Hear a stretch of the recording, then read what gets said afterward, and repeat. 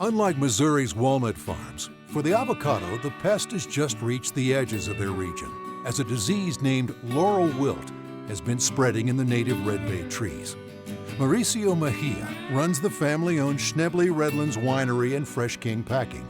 Along with Alvaro Propuli, they grow and pack avocados and manufacture a surprisingly tasty avocado wine. Preserving the Florida avocado industry is crucial to my family's business, to our wine industry, to Schnebly Redlands Wine and Brewery.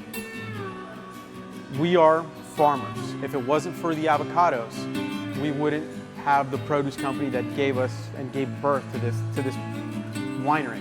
To talk about the avocado industry in Florida, it is the #2 fruit crop in the state of Florida. Jonathan Crane is a tropical fruit specialist with the University of Florida.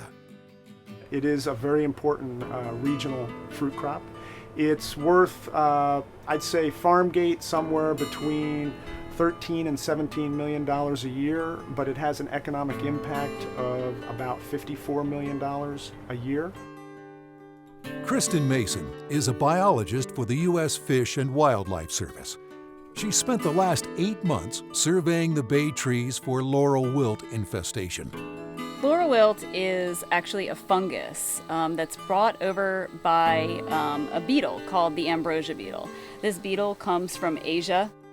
The first signs of danger for the avocado industry were actually seen around 2003, when this disease was first found to be killing native trees. It affects trees in the Lauraceae family. So here on the refuge, we're seeing it affecting our bay trees, our swamp bay, and primarily the red bay trees. What it is a fungal pathogen that's carried in this Ambrosia beetle's mouth parts. Now, this Ambrosia beetle is tiny. It's smaller than a grain of rice. The beetle burrows into the trunk of the tree, creating tunnels called galleries. While it's burrowing in the tree, it inoculates the tree with this fungus. So it's not actually the beetle that kills the tree, it's the fungus that directly kills the tree. The red bay is an amazingly ecologically important tree throughout South Florida and the Southeast. The native bay or Lauraceae trees in South Florida are like the canary in the coal mine for the laurel wilt infestation. As the number of infected bay trees grows, people like Jonathan Crane know the threat to avocados is getting closer. Since we know that the red bay ambrosia beetle does attack avocado trees as well as the native Lauraceae trees, and we do know that avocado is susceptible to the disease laurel wilt. And so we know from the entomological research that this beetle prefers the native trees. And so if it has a choice between attacking a native tree and avocado, it will usually go to the native tree. Unfortunately, ambrosia beetles have had help getting around the southeast. Beetle and the disease were introduced into the U.S. in 2002 in a port in Georgia. And subsequently from there, it has been spreading both naturally just by the beetle's movement, somewhere between 20 and 30 miles or so a year. The other way it's been spread is infested wood material, whether that's from trees that have been killed by the disease, that are then cut down and then transported and sold as firewood or used for barbecue smoke or things like that. The beetle is going through the natural areas, attacking the swamp bay trees, which is a preferred host, and taking out those native trees. And so eventually we know that the urban or landscape avocado trees will also be attacked. Over time, we would suspect that most of the swamp bay trees in the immediate vicinity of the avocado industry agricultural area will be hit or hit by the disease and killed by the disease. Our hope is that by implementing a early detection and suppression program, which means surveying for suspect avocado trees in the commercial orchards, detecting, sampling, and then taking action by removing those trees or parts of trees and disposing of the wood, will keep the beetle population and hence the disease suppressed. Alvaro Perpuli, general manager of Fresh King Incorporated, is actively monitoring the avocado groves for the infestation. The first discovery of the avocado trees with the disease was about, I'll say, a year ago, which is 2011. The last one, or the more recent one, was in May of 2012. It is in a commercial groves, and it is within, I'd say, 7 miles radius of our production zone. It is. We don't have any proof that it's spreading just yet. The USDA is currently working on many different control methods.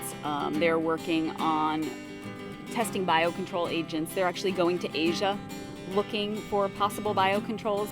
It's not just the USDA though. University of Florida has many research scientists that are working on similar projects.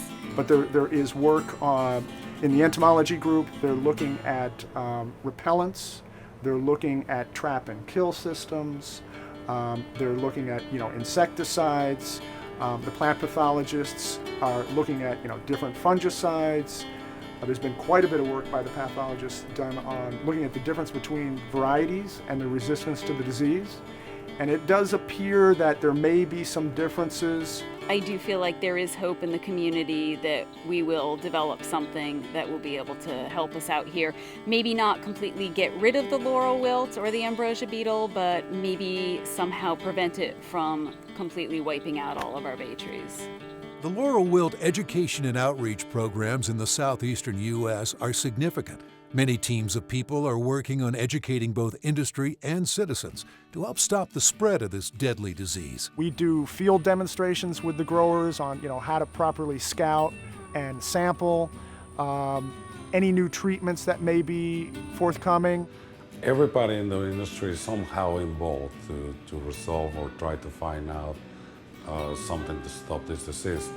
Myself, I'm part of the avocado committee here, and we go to the meetings with University of Florida to find out what is the latest in advances and what can we all do to stop it from spread. Save the Guac was a website to really try to raise the awareness of people who love guacamole and love avocados, but really don't know the dangers of moving infested wood materials into an agricultural area. There are a few different things that people can do to help prevent the spread of laurel wilt. Primary one being don't move firewood. If you're going to go camping somewhere, if you're going to build a bonfire or do any cooking, buy firewood at the location that you're traveling to. Another preventative measure is to burn your brush piles in place if you're allowed to burn where you live, or just let it decompose right there on site. If the avocado industry is devastated by pests and we can't recover, not only will it hurt my business, what it'll do is make it so that our business can't represent this community. So you lose the winery, you lose the brewery, you lose that sense of pride in the community. You lose all the employees, which is obvious. Now you lose tourists that came here specifically to do wine tours. You lose the people that came here specifically to try different tropical fruit wines. And so I'm very hopeful. I think we are going to learn how to manage this. It's going to take some time, but I think we're going to do it. Inspecting incoming cargo, tree surveys in our communities, and quick actions after a new pest is spotted. These are all ways the government's working to prevent the arrival, establishment, and spread of forest pests. But citizens have the greatest power to protect trees in their community. Keep an eye out for bugs you don't recognize. Only buy firewood where you will burn it. And always dispose of brush and other yard waste properly. Don't move firewood. Support efforts to control and eradicate pests in your area. Our world won't slow down, but with your help, our treasured trees and forests will thrive long into the future.